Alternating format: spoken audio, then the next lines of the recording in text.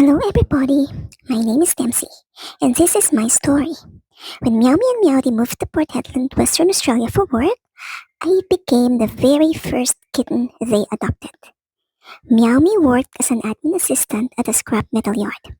One day, she found out that there were many cats living in the backyard of that place. She knew she couldn't save every cat, but she told one of her workmates that if they ever found two kittens who needed a home, she would happily adopt them. Life in the scrap metal yard wasn't easy.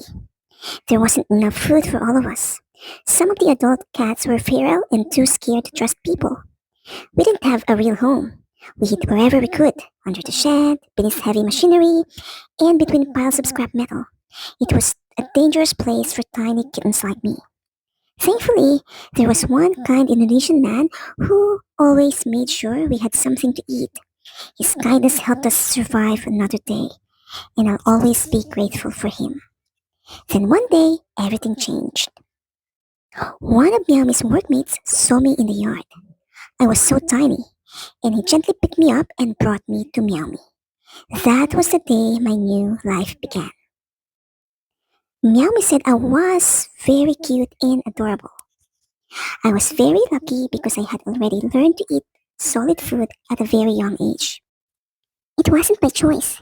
It was because I had to survive away from my mommy cat earlier than I should have, because sometimes she was unable to return to where she left me. Because the yard was very big. But that little bit of independence gave me a chance at a better life.